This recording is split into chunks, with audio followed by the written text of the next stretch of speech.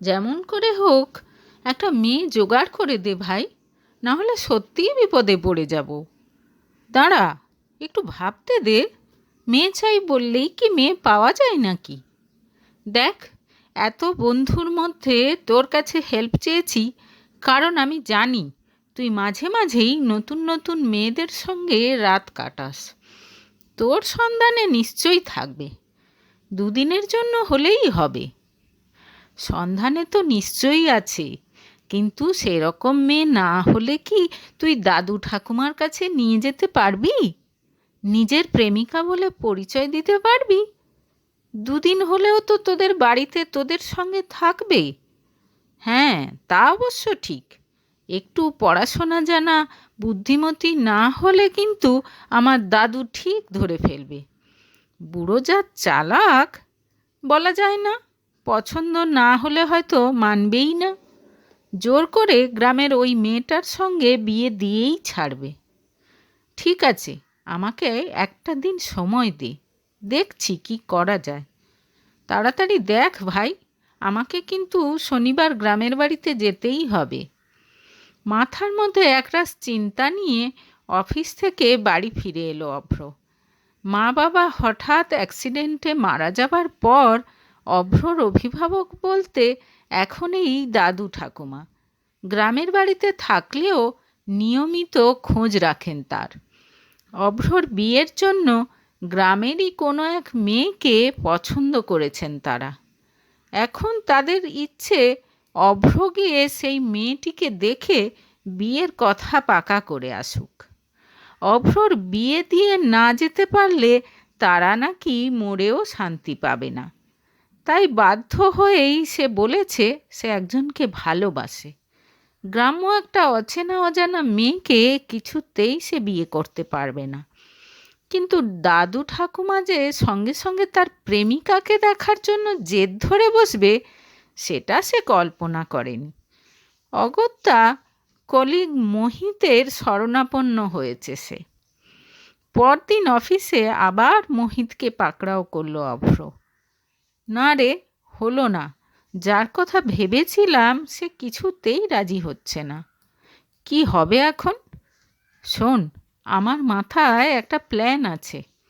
দীপান্বিতাকে তোর গার্লফ্রেন্ড বানিয়ে নিয়ে গেলে কেমন হয়? মানে, আমাদের অফিসের দীপান্বিতা? হ্যাঁ, একদম পারফেক্ট হবে। তোর কি মাথা খারাপ? দীপান্বিতা কেন করবে ও এরকম? সে ওকে রিকোয়েস্ট করতে হবে, যেমন করে হোক রাজি করাতে হবে। ওর তো মা বাবা কেউ এখানে থাকে না। উইকেন্ডে তোদের গ্রাম থেকে না হয় একবার ঘুরেই এলো, ছোটোখাটো একটা ট্রিপ হয়ে যাবে। অসম্ভব। তুই তো জানিস আমি ওকে একদম পছন্দ করি না। তাছাড়া ওর মতো কালো মেয়েকে দাদু ঠাকুমা পছন্দ করবে ভেবেছিস? কোন যুগে পড়ে আছিস তুই এখনো? গায়ের রং দিয়ে মানুষকে বিচার করছিস তুই এখনো? আর দীপান্বিতার মতো ভালো মনের মেয়ে হাজারে একটা মেলে, সঙ্গে আবার এত বুদ্ধিদীপ্ত করিতকর্মা। আমার মনে হয় দাদু ঠাকুমার ওকে পছন্দ হবে। সে তুই যাই বল, দীপান্বিতাকে স্বপ্নেও প্রেমিকা বলে ভাবতে পারবো না আমি। সঙ্গে করে প্রেমিকা সাজিয়ে নিয়ে যাওয়া তো দূরের কথা। তাহলে যা খুশি কর, আমি এখন যাই, অনেক কাজ পড়ে আছে।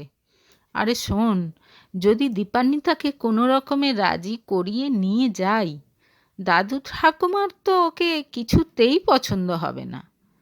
পছন্দ না হলে তো একদিক থেকে ভালো, তুই ও জেদ ধরে বসে থাকবি একেই বিয়ে করবি বলে, আর সেই সুযোগে কিছুটা সময় তুই হাতে পাবি, পছন্দ মতো একটা গার্লফ্রেন্ড জুটিয়ে নিবি।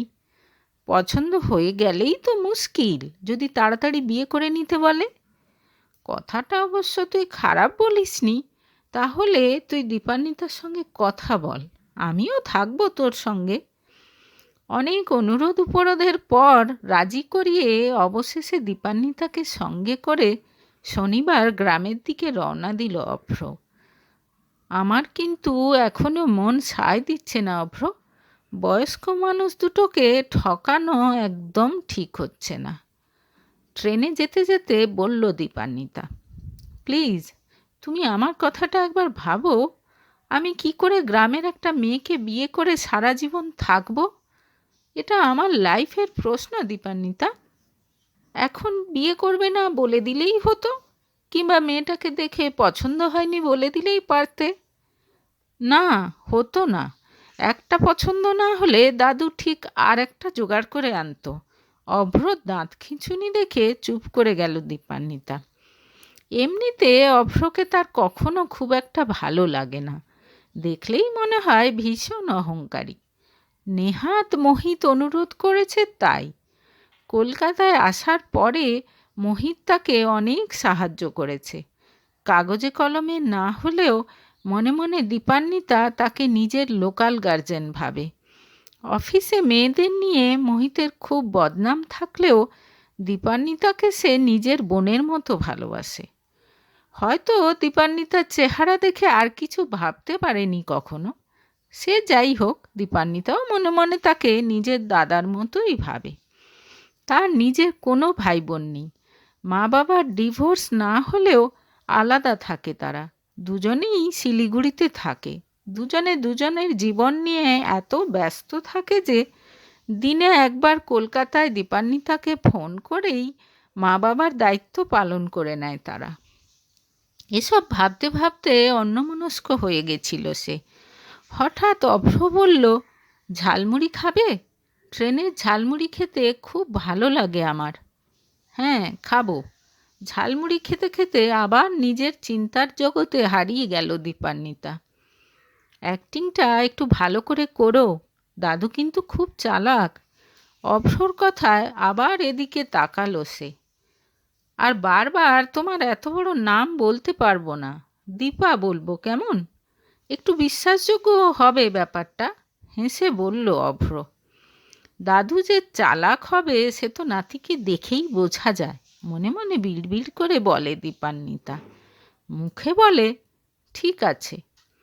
প্রেমিকা হতে গেলে প্রেমিকের যেসব বিষয় না জানলেই নয়, সেরকম কিছু কিছু তথ্য আর একবার দীপান্বিতাকে শিখিয়ে দিল অভ্র। হঠাৎ বেশ মজা লাগতে শুরু করলো তার। চাইলে অহংকারী অভ্রকে সে এখন জব্দও করতে পারে। মনে মনে হাসে দীপান্বিতা। এর পরে স্টেশনে নামবো, রেডি হয়ে নাও। অভ্রর কথা শুনে তাড়াতাড়ি জিনিসপত্র গুছিয়ে নিল সে। স্টেশনে নেমে ভ্যান রিক্সাতে চড়ে বসলো তারা। দুদিকে ধান ক্ষেত, মাঝখানে সরু রাস্তার ওপর দিয়ে যাচ্ছে তারা। দীপান্বিতার বেশ মজা লাগছে এখন। সে কখনো এরকম গ্রামে আসেনি। খানিকক্ষণ যাওয়ার পর একটা বড় গেটের সামনে এসে থামলো তাদের ভ্যান রিক্সা। চারদিকে গাছপালা, গেট পেরিয়ে বিশাল বড় দালান। দেখেই দীপান্বিতার মন ভরে গেল। পুরানো দিনের বিশাল বড় পাকা বাড়ি। তোমরা কি জমিদার ছিলে নাকি? মজা করে অভ্রকে জিজ্ঞেস করলো সে। হ্যাঁ, সে অনেক দিন আগে, এখন আর সেসব কিছু নেই। জমি জমাও বিশেষ কিছু নেই। ও, এই জন্যই বাবুর এত অহংকার। অভ্রর কথা শুনে বিড়বিড় করে বলল দীপান্বিতা। এই তো এসে গেছে, এসে গেছে। হঠাৎ পাশ থেকে জোরে চিৎকার করে উঠল একটা লোক।